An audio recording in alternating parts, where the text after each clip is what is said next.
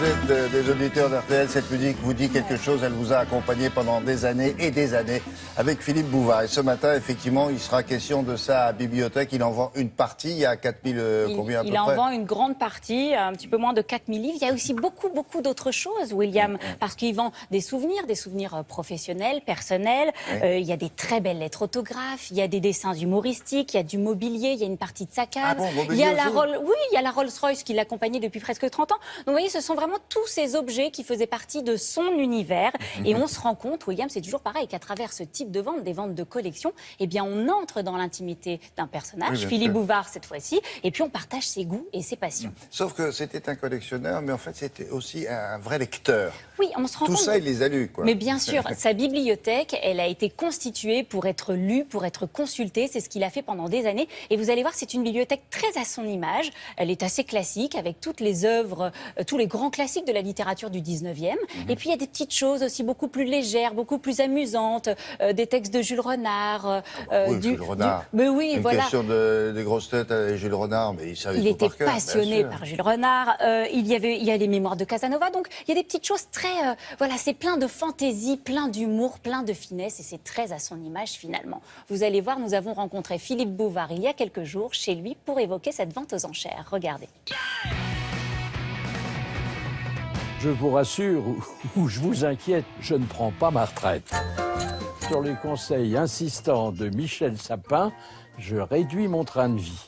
Et passant de 300 mètres carrés à 100 mètres, ce qui est encore très confortable, je me vois dans l'obligation, c'est ça qui me rend triste, de me défaire d'une partie des collections que j'appelais mon petit musée.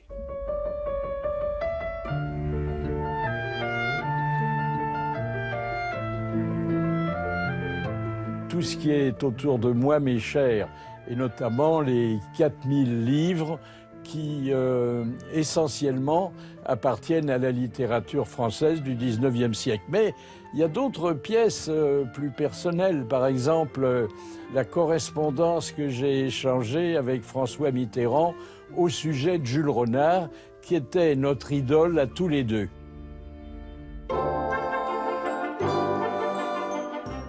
J'ai accumulé en 65 années d'activité professionnelle beaucoup de lettres autographes. Flaubert, c'est mon idole, mais il m'a jamais envoyé ses bouquins. Et si j'ai une lettre de lui, c'est parce qu'on me l'a offerte. Quant à Sacha Guitry, que j'aimais beaucoup, mais qui me connaissait à peine, eh bien là aussi, ça a été un cadeau. Et puis alors, il y a cette roulette que vous voyez. Il faut vous avouer que j'étais extrêmement joueur. Et François André, qui était le patron des casinos, m'avait dit « Petit ». Il pouvait se le permettre parce qu'il était très grand. « Ne viens plus au casino. Je t'offre une roulette. Tu joueras chez toi avec les copains et ça te coûtera beaucoup moins cher. » La séparation, je vais la vivre plutôt douloureusement. D'une part, comme on vend tout ce que je possédais et qui m'était cher, j'ai l'impression d'avoir déjà disparu. Mais d'autre part, comme j'ai contrôlé le dispositif, j'ai l'impression aussi plus réconfortante d'être mon propre héritier. Ah oui, il y a ces livres aussi, bien sûr. On sent vraiment, William, que c'est la collection d'un grand amateur de littérature, mais qui ne se prenait pas la tête, quoi. Enfin, vous voyez, il était assez... rien n'est sacré dans sa collection. C'est ça qui est assez agréable. Moi, ce qui me plaît, c'est qu'il n'y a pas un ouvrage qui n'est pas lu. Ah oui, ça c'est sûr. Ça, c'est intéressant. Regardez, je vous montre un petit truc rare. Ça, c'est une édition qui a été éditée seulement à 200 exemplaires. C'est les lettres c'est des poèmes de Baudelaire illustrés par Rodin. Donc, illustrés par Rodin ? Oui, donc quand vous tournez les pages, eh bien voilà, au fil des pages, vous avez des petits dessins de Baudelaire. Voilà. De Rodin. Oui, des dessins de Rodin, voilà, qui illustraient les poèmes de Baudelaire. Voilà. La vente, William, a lieu demain, mardi. C'est la maison de vente Millon qui l'organise et c'est Alexandre Millon qui sera au Marteau, 14 h demain. C'est joli, hein ? Combien il y a d'exemplaires de ça ?